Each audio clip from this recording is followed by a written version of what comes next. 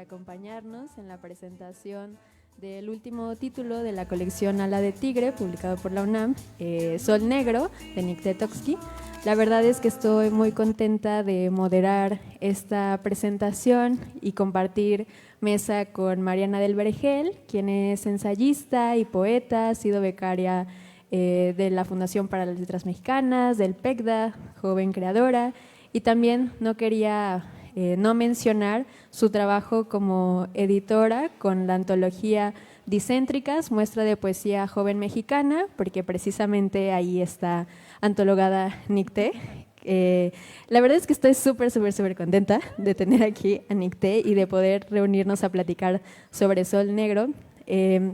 Por si no conocen a Nicté, se las presento rápidamente. Ella es poeta, es ensayista, ha obtenido premios como el Dolores Castro, a propósito de la FILU, el Premio Nacional al Estudiante Universitario. En 2023 fue Premio Estatal de la Juventud.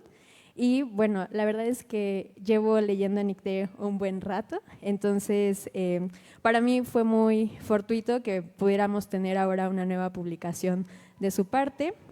Yo creo que vamos a conversar largo y tendido, entonces no quisiera extenderme más con las formalidades. Por supuesto, agradecemos a la FILU y a todo el equipo que está aquí detrás.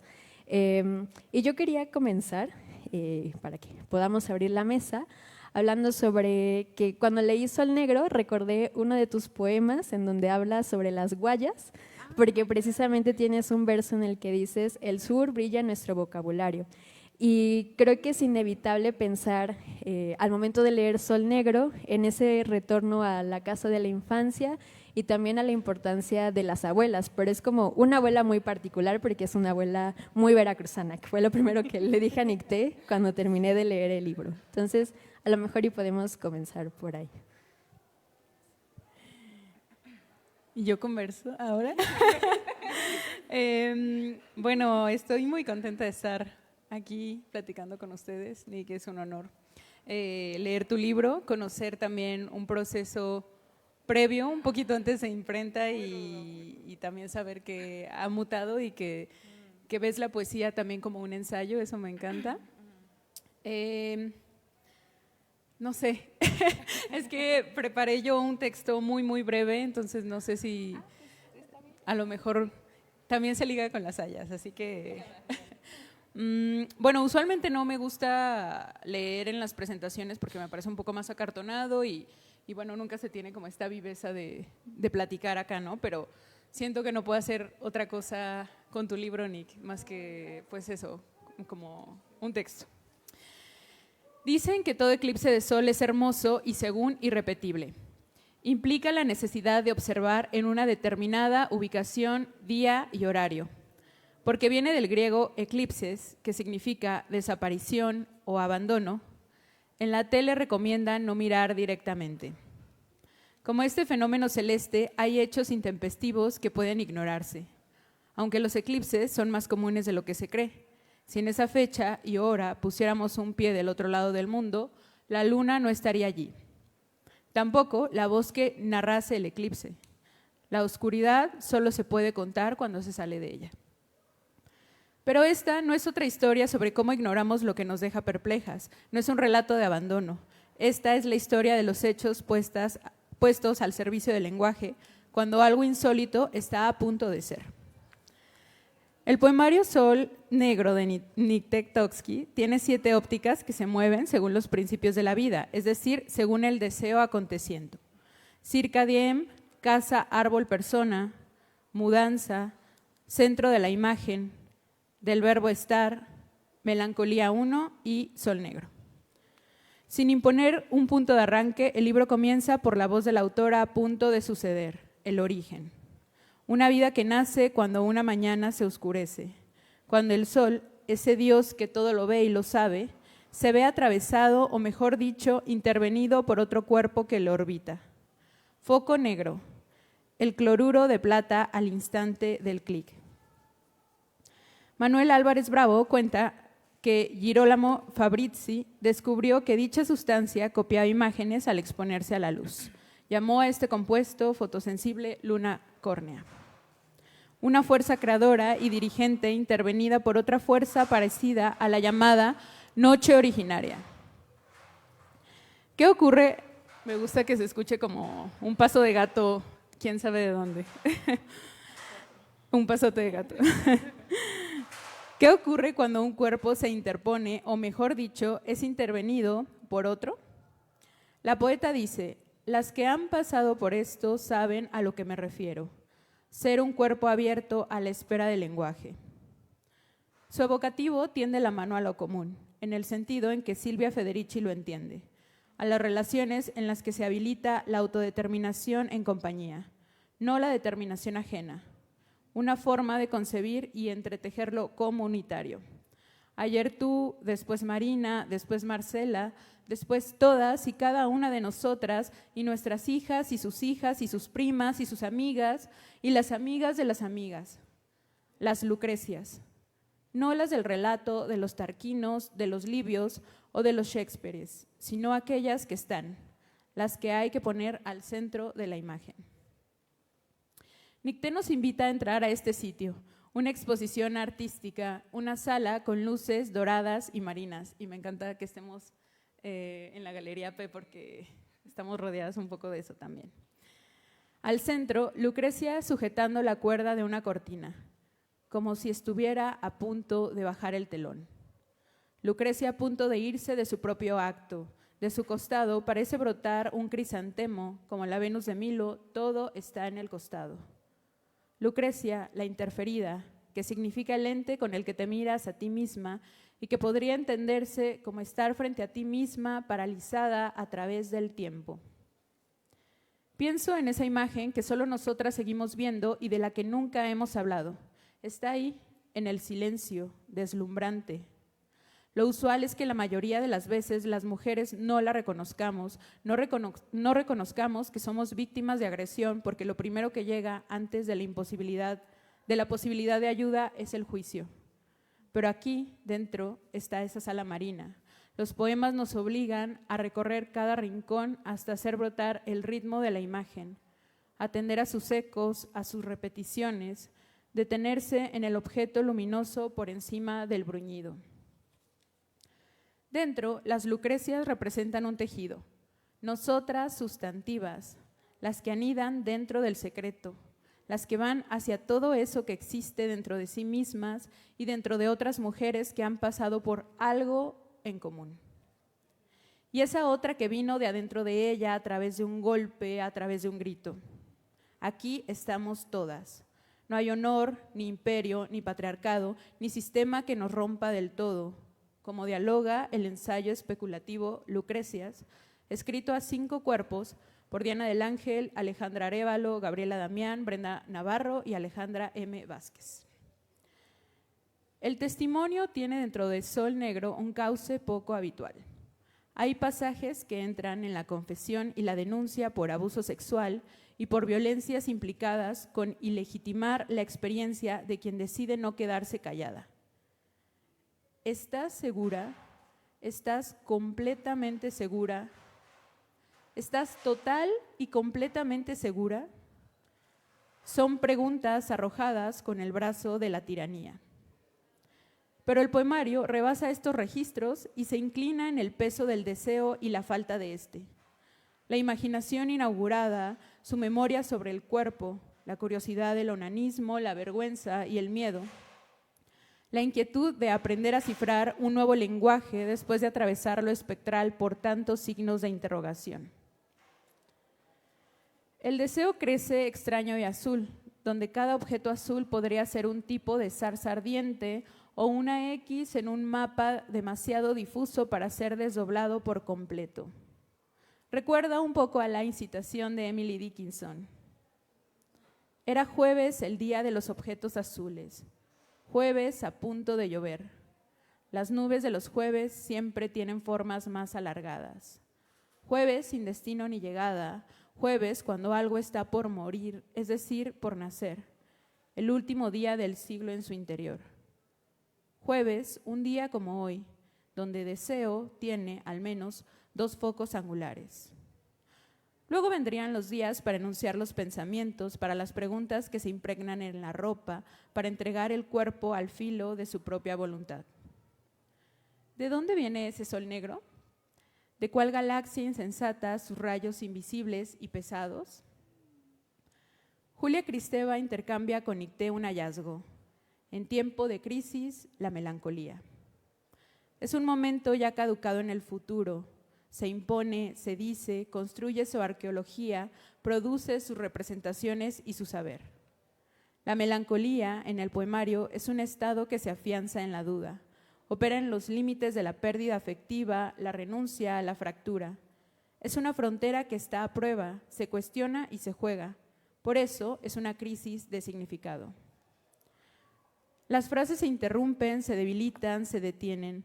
La melancolía, cuenta Kristeva, suspende la articulación de cualquier idea.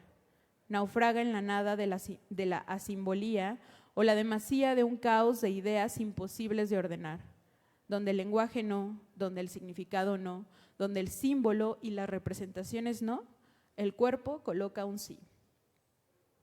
Rodeada de atmósferas familiares, la casa de la infancia, la recámara, los muebles de la abuela y de presencias de belleza extraña, la maleza, las gallinas, los tordos, las gladiolas, las flores pensamiento, las violas y agregaría las hayas. La poeta cuenta la muerte de sus verbos, su caída libre, los nervios que se ocultan bajo sus párpados a cambio de una pausa, el silencio prolongando una arteria interrumpida. Y las esdrújulas son, de algún modo, los relampagueos de sus versos. Tú, los márgenes de una niña, sobre mi lengua la canícula. Si este jueves tuviera un color, sería el púrpura de mis venas. Algo tenía filo y algo se extraviaba, y éramos tres, pero solo mi cuerpo y yo estábamos abiertas. Nicté va hacia la incertidumbre, ahí también acontece el azul crepuscular, pero el deseo de volverse imprecisa no hace las cosas imprecisas. Eso que llaman déficit de lenguaje aquí es cuerpo traspapelado. Se trata de hacer que las palabras se transporten, es decir, que conduzcan a la metáfora. Transponer viene del griego metaforin, hacer que se muevan a un lugar distinto de donde estaba ese sol, una mañana oscurecida. Por eso, la invitación que Nicté nos hace en este y otros de sus textos, que es llevarse los objetos a la boca para reconocer, aunque sea un momento, el mundo. Y pues es lo que tengo que decir.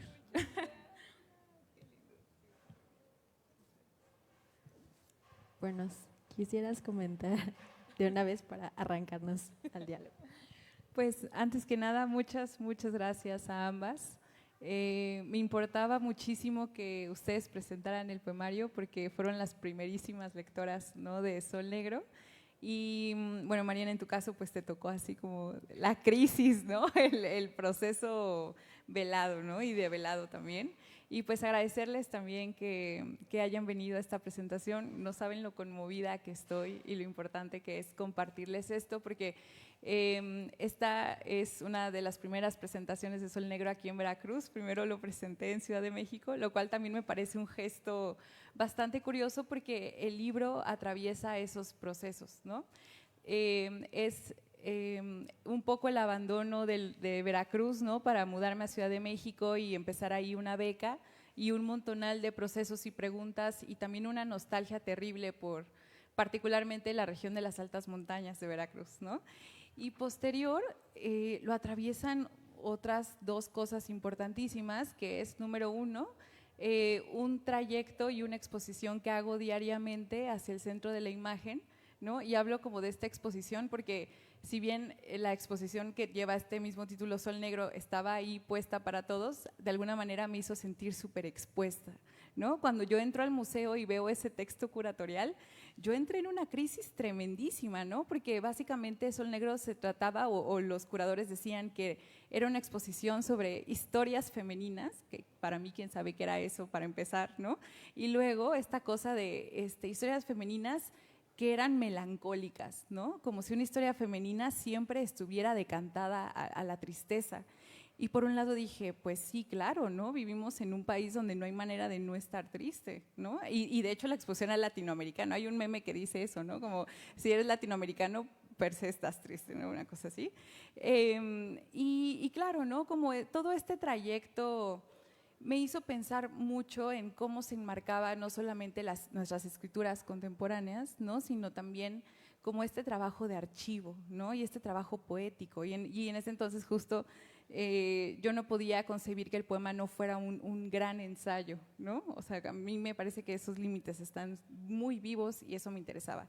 Y por el otro lado está atravesado por el Me Too de los escritores, ¿no? Lo cual fue una cosa tremendísima porque fue así como destapar la cloaca, ¿no? Y fue ahí como una revolución un poco en la escena de la Ciudad de México, y digo particularmente la Ciudad de México porque no puedo no ignorar que las escritoras que habitábamos o que seguíamos habitando las provincias, las periferias, etcétera, literalmente no entrábamos en ese movimiento, ¿no? Y yo ahí también entré en una crisis tremenda sobre qué era ser escritora, ¿no?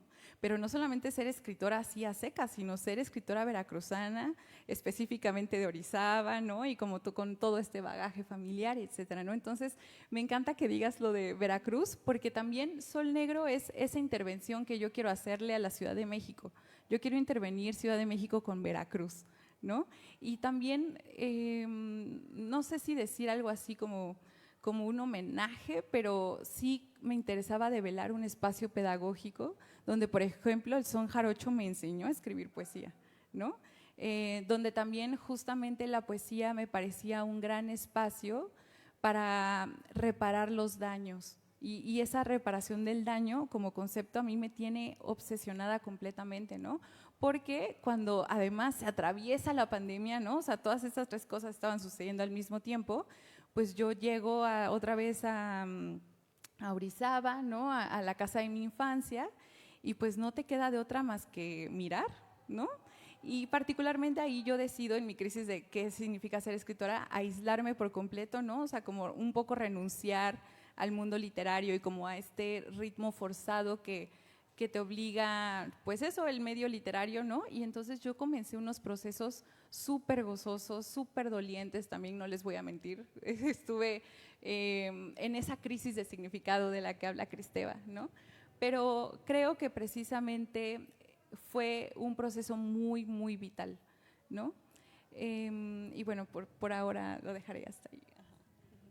Bueno, ahora que mencionas esto de tu proceso, estaba revisando tu colaboración para el Museo Arqueológico del Fallo y me parece que tu colaboración es Sol Negro, ¿no? Y ahí hablas un poco sobre cómo desde el 2017, si no me equivoco, comenzó esta escritura, pero que también conllevó pues un trabajo muy grande de reescritura. También en esta crisis de significado sé que te acercaste a otras literaturas y a otros lenguajes. No sé si por ahí pudiéramos comentar. Sí, pues como parte de la beca en la que estaba, pues mi maestra que era María Baranda, hacíamos un ejercicio continuo, ¿no? Como de revisión de otras literaturas, y entonces de alguna manera ella me enseñó como a viajar, ¿no? Como a ir buscando estas tradiciones y de paso pues la mía, ¿no?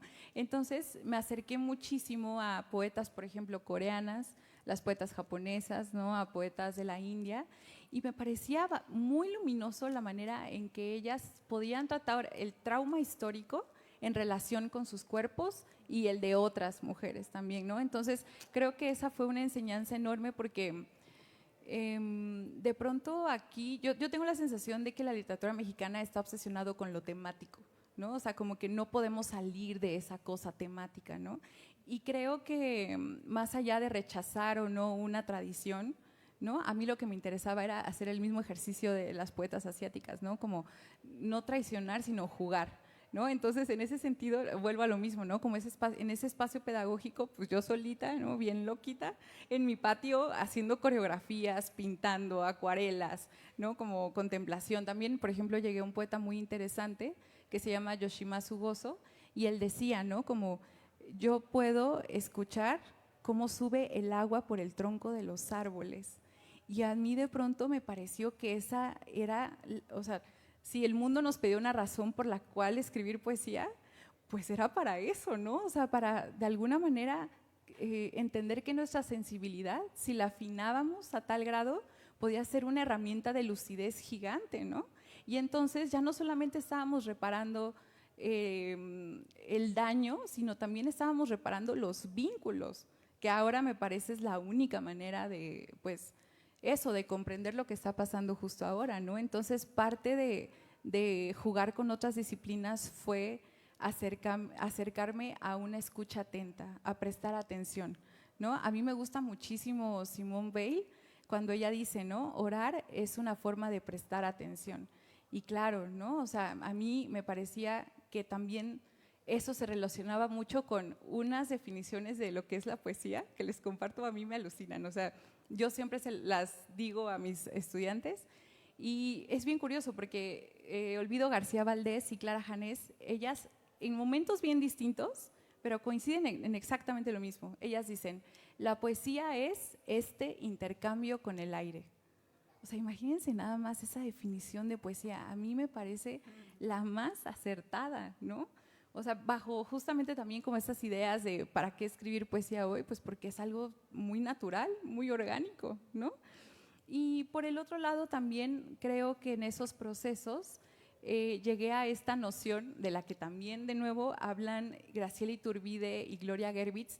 Es más, yo les recomiendo que hagan esa investigación, pongan justamente las entrevistas de Graciela Iturbide y Gloria Gerbitz y se van a dar cuenta cómo ellas igual en momentos bien distintos, otros contextos totalmente radicales, ellas dicen, ¿no? Como para hacer arte necesitamos estar en estado de gracia, ¿no? Y el estado de gracia es que te sucedan cosas, que te atrevas a que te sucedan cosas.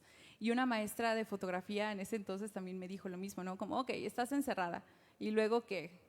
O sea, ¿qué vas a sacar de ese encierro, no? Entonces también fue una cosa de construir archivo.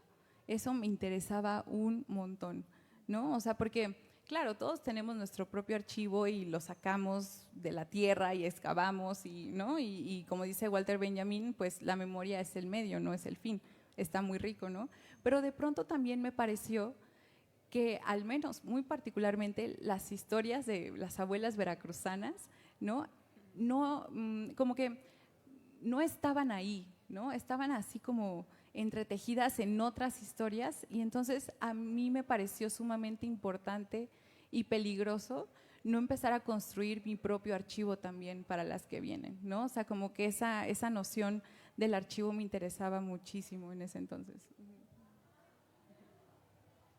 Bueno, me quedé pensando en algo que compartías sobre también cómo podemos reparar los vínculos, ¿no?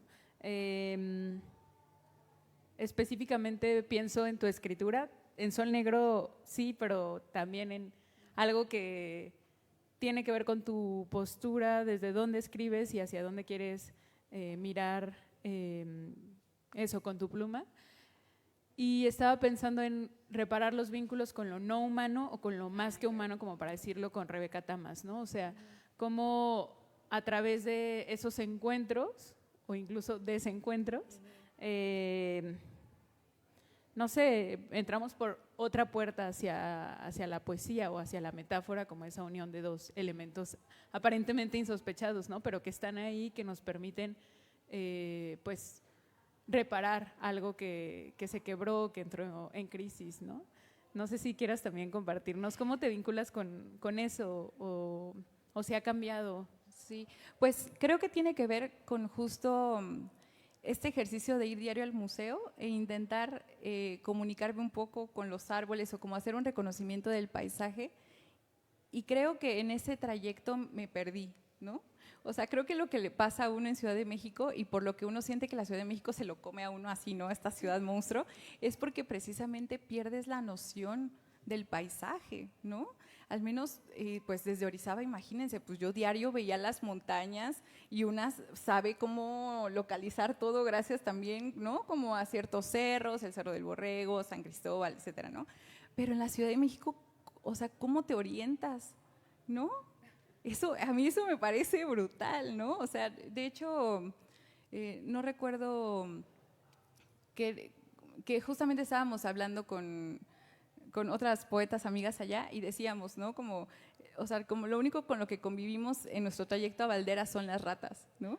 Y no sabemos cómo comunicarnos con ellas, ¿no? O sea, como que eso a mí de pronto también me pareció muy revelador, ¿no? Entonces, creo que justamente al llegar otra vez a Orizaba, y que esto también lo comentábamos en la presentación pasada en el puerto de Veracruz, un amigo me decía, ¿no? Como, ay, bueno, es que yo soy de Ciudad de México, me siento personalmente atacado, pero sí tienes razón, ¿no? En que justamente yo llego aquí de nuevo al puerto y yo siento que el puerto me está atacando a mí, ¿no? O sea, como también hay que hacer ese matiz, y sí es cierto, ¿no? Porque una estando en la ciudad como que empieza, pues obviamente a crear ciertas dinámicas, ¿no? Con lo no humano también, pero cuando regresas como a esos lugares donde todavía no están tan atravesados por rascacielos, ¿no? Y como un exceso de transporte y etcétera, ¿no? Como que sí se siente esa radicalidad, ¿no? Y entonces tienes de dos, o dejarte atravesar por ello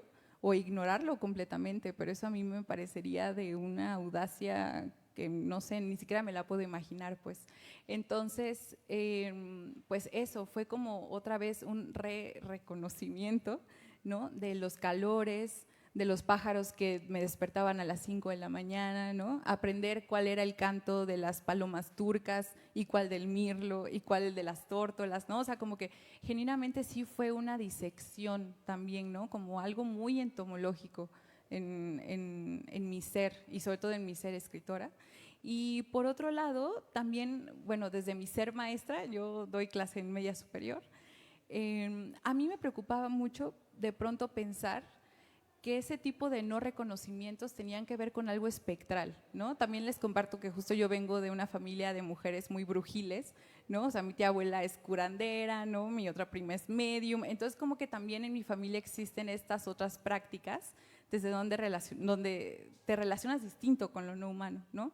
Entonces, a mí me parecía brutal como este hecho de que, número uno, el pensamiento metafórico te permite recuperar los vínculos con todo, ¿no? Y número dos, esos vínculos de alguna manera ya parecían fantasmas, ¿no? Porque entonces, o sea, yo me fui de Orizaba escuchando a los grillos y regresé otra vez a Orizaba y ya no había ningún grillo a la redonda. ¿En dónde están los grillos? ¿Qué les pasó? ¿No? O sea, hay un calor exuberante y terrible, ¿no? O sea, como que hay un cambio drástico también por la tala, hay incendios, ¿no? Entonces, me parece que vivimos en una tierra muy espectral, como muy Pedro Páramo incluso, ¿no? Y luego, dándole clases a mis estudiantes, también estaba esta cosa de que, pues, a los 13 años, ellas ya estaban lidiando con asuntos tremendos, como el papá de mi novio le preguntó que cuándo me va a violar, ¿no? O tal chico está amenazándome y necesita que me tatúe su nombre para saber, ¿no? Que me ama y yo lo amo, ¿no? Y hay unas micro y unas grandes violencias con las que ellas ya están lidiando, y entonces ahí también pues hay una confrontación enorme, ¿no? Das lengua y comunicación como materia, pero eso de que, o sea, con ese programa de estudios, ¿de qué te sirve?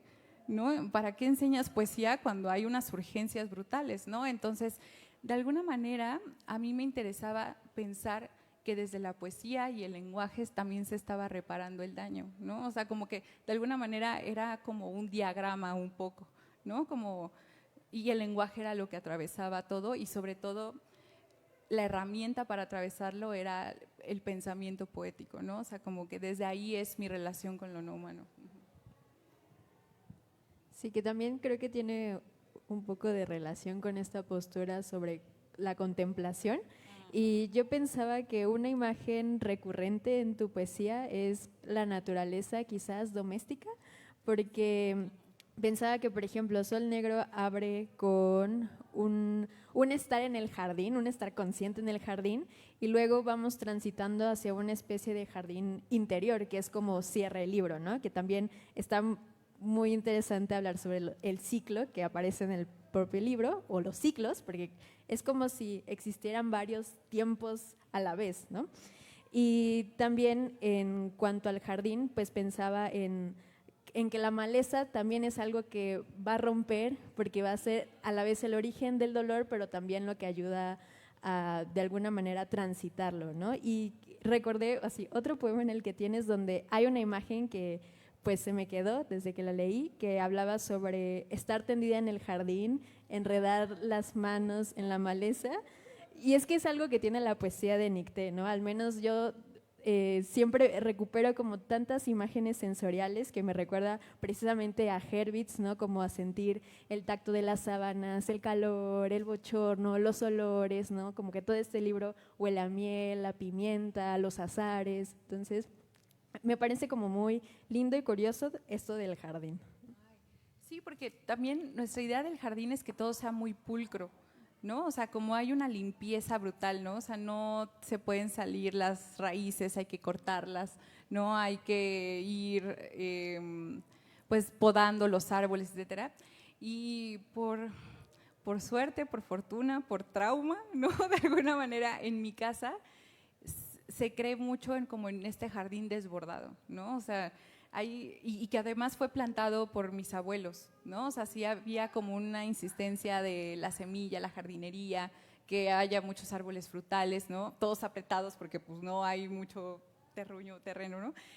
Pero creo que eso como que también fue algo que marcó mucho mi infancia, ¿no? Como aprender a sembrar en lo pequeño y luego darme cuenta que mi familia no tenía como esta noción de control, ¿no? Y que se apreciaba mucho lo silvestre. Creo que a mí me parecía también una metáfora muy bella de cómo hacer arte hoy en día, ¿no? O sea, porque de alguna manera, pues claro, atravesamos como un montón de becas, ¿no? O sea, como participamos en un montonal de cosas institucionales y así. Entonces, creo que nuestra relación con el Estado y con el sistema siempre es una tensión constante, ¿no?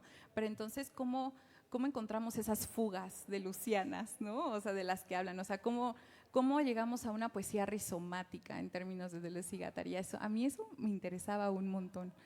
Porque también algo que yo caí en cuenta y que es para mí una brújula no solamente artística, sino también moral y también ética, es que aunque, por ejemplo, Sol Negro es un texto que de pronto se desborda un poco en el dolor y en el pensamiento y en el ensayo y etcétera, la verdad es que lo intenté escribir desde los lugares más gozosos y luminosos que podía, ¿no? Eso a mí me interesaba un montón porque también pues ya basta, ¿no? O sea, como de también alimentar o sea, lo que hace la tristeza y la melancolía es que te paraliza, ¿no? Entonces como que yo quería encontrar ese negativo, ¿no? O si es un binomio, ¿no? Como encontrar esa otra parte también. Y pues no sé. Ay, a mí me gustaría que leyeras. Ay, ¿les parece Lo que que veamos lo de ayer? Pero ustedes me ayudan con las partes de con las intervenciones. Sí, con las intervenciones. Ah, sí, sí. Ok. Me encantaría compartirles la parte del poemario que se llama Casa, Árbol, Persona y que justo me parece que da cuenta de lo que hemos estado hablando.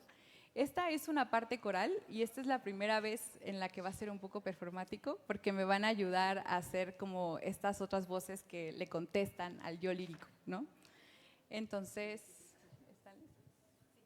Sí. Okay. Chicas del coro, me encanta.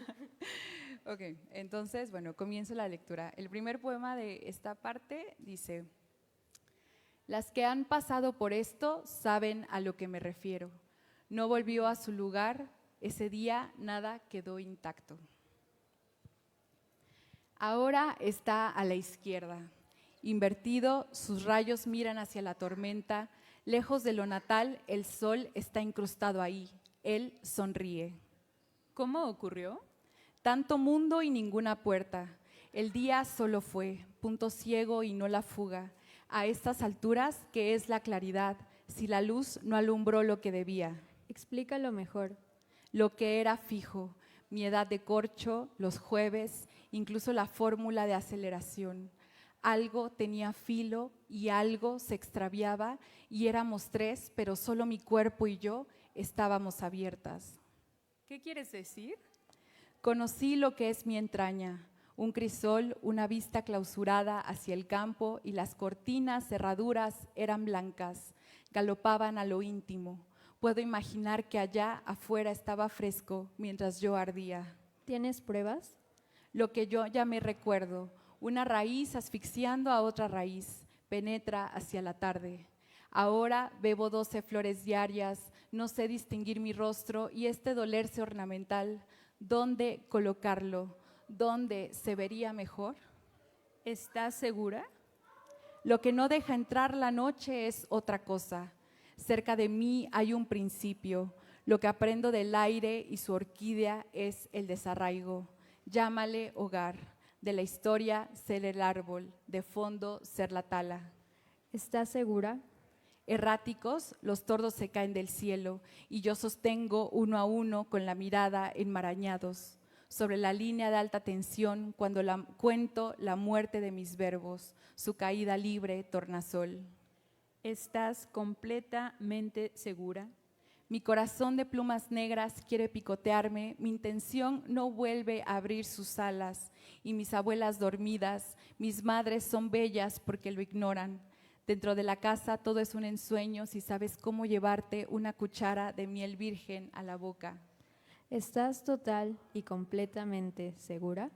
Lo que tenía que saber no se me dio. El día está mirándome de frente con su reja de púas, sus mariposas de vidrio. Alguien me llama por mi nombre. No hay más, bien o mal, eso que conozco. El límite entre estar viva y estar ausente expira en cambio. ¿Por qué no dices la verdad? Bajo mi cama me dibujo y lo que lleva el azul consigo es un día mal trazado. Ahí se refugia mi voz a falta de versiones. Di que soy figura pequeña de grafito, tronco separado de la copa, sublínea regresión de la utilería, ser niña, déjame ser más, lo que nunca se me permitió. Di siempre la verdad. Esta es una prueba para mí o para ellos a quien debo convencer. ¿Quién te va a creer? Lo que llamo cuerpo no es suficiente para poder asistir a mi renuncia, para ir curva, espiral hacia el otro extremo. Bosquejo una mirada, la pierdo a propósito. ¿Quién te va a creer? Desprendo la señalética de las avenidas. Este es mi temporal, lo que puede llevarse con una misma en el bolsillo, de extraña a excesiva, lo triturado por mis dientes, mi hoja blanca, lo que pudo no suceder. ¿Tú lo provocaste? Evolutivos, pero ¿a qué costo? ¿Pero qué lentos?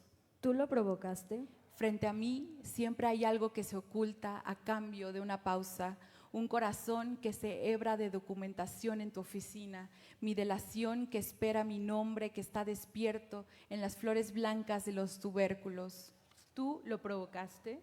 Quisiera ahora no esta perspectiva lejana, no el silencio que se asoma del lado derecho de lo escrito, un secreto, un serrucho a punto, del naranjo, su tristeza de cítrico, mi única referencia para saber cómo y cuándo y por qué.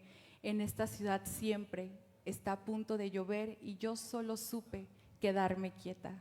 Traes las de perder. Muchas gracias.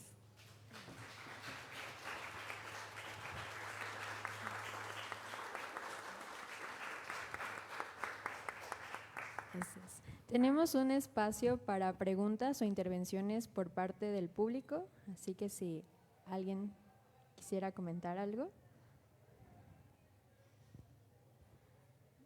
Están conmovidos.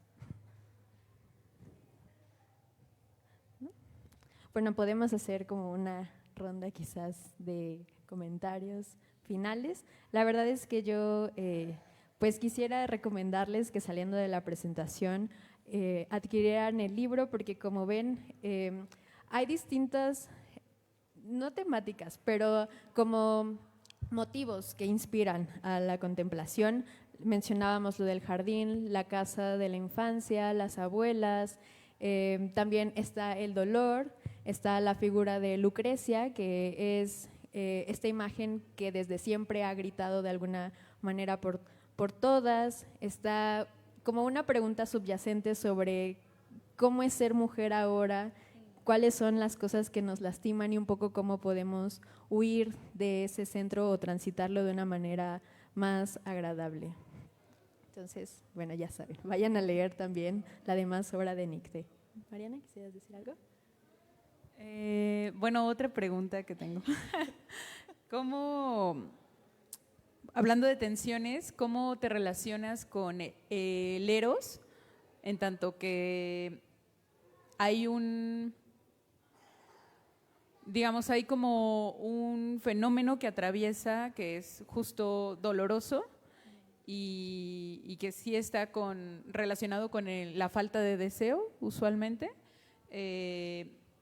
pero al mismo tiempo con el deseo. Entonces, no sé si quieras platicarnos un poquito sobre eso. No sé, pienso que tu libro me recordó momentos de migraciones también de Gerbitz, no sé, por lo erótico.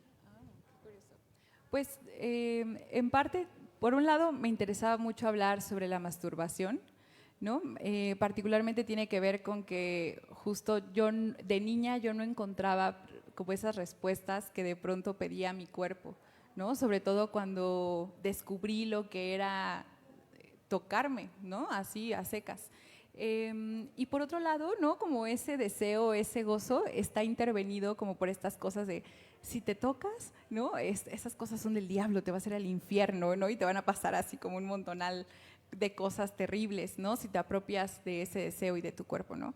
Entonces, me interesaba que Sol Negro fuera como un Bildungsroman, ¿no? De eso, del eros, del deseo, pero también justo en un contexto de un país feminicida, ¿no? Donde hay un montonal de abusos sexuales, y etcétera. Pues esa pérdida del deseo también me interesaba hacer como su propio Bildungsroman, ¿no?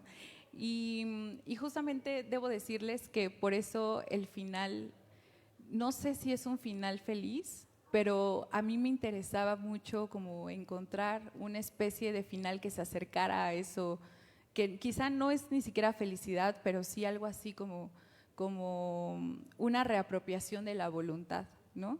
Entonces, eso, ¿no? O sea, como que esa fue mi respuesta a los curadores de esa exposición en Ciudad de México, ¿no? O sea, si somos todas, me da cosa decirlo así tan seco, ¿no? Pero si se supone que todas esas historias femeninas son inexorablemente melancólicas, ¿no? Entonces, ¿cómo le hacemos precisamente para encontrarles el gozo, ¿no? O sea, o para visibilizarlo, ¿no? Que no solamente sea como esta cosa de eso, como un encapsulamiento, ¿no? Y creo que por eso justo me interesaba mucho que existiera el eclipse, ¿no? Durante todo el poemario, y que sin querer además la edición terminó siendo eso, ¿no? Como esa conformación del eclipse. Estoy muy agradecida por esta edición. Y eso, como que también me parecía muy interesante que yo jamás tuve como referencia esos Bildungsroman de mis abuelas y mi madre, ¿no? O sea, yo no sé cómo ellas desean. Incluso aún publicado Sol Negro todavía no lo sé, ¿no? O sea, porque es una conversación a puerta cerrada. Entonces, si algo me gustaría que sucediera con Sol Negro, es que fuera como esta invitación, ¿no? Como a hacer nuestras propias historias deseantes, o al menos como intentar eso, conversarlas, compartirlas. Y bueno, pues estoy muy, muy agradecida, de verdad. Muchas gracias por venir. Gracias.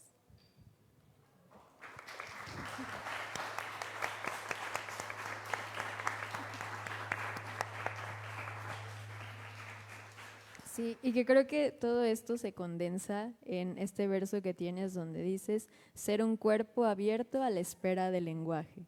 Y bueno, al igual que Nicté, les queremos agradecer por acompañarnos en esta presentación. El tiempo se nos ha ido muy rápido, la verdad. Ahora haré entrega de las constancias y bueno. La Universidad Veracruzana y la Feria Internacional del Libro Universitario otorgan el presente reconocimiento a Mariana del Vergel por su participación como comentarista en la presentación del libro Sol Negro de Nitektovsky, publicado por la UNAM el día 23 de mayo a las 6 horas en la Galería OP de la Unidad de Artes. En la FILU, en su edición Vivir en tiempos de la inteligencia artificial, relaciones humanas, medio ambiente y tecnologías. Lo firma la coordinadora general de la Feria Internacional del Libro. Así que gracias por acompañarnos, Mariana. Aplausos. Y bueno, la FILU y la Universidad Veracruzana otorgan este reconocimiento a Nicté Tocsky por su participación como comentarista en la presentación de Sol Negro. Entonces, y bueno, les invitamos a que se den una vuelta por el stand de la UNAM para que puedan adquirir el libro de Nicté. Nuevamente, muchas gracias por acompañarnos, gracias al equipo de la FILU, y que nos darán un mensaje a continuación. Bueno, muchísimas gracias por habernos acompañado. Igual, recalcar, el libro ya está a la venta en la parte de atrás, por si gustan adquirirlo. Desconozco el precio, pero ahí pueden preguntarlo. Igual, si quieren alguna firma o tienen alguna pregunta para la autora, les agradeceríamos muchísimo que fueran en la parte de afuerita, porque a continuación tenemos la presentación de otro libro, a la cual también están invitados, que es la presentación del libro Mar y Miedo, de Vera Moya. Y bueno, por el momento ha sido todo, y que pasen una excelente noche.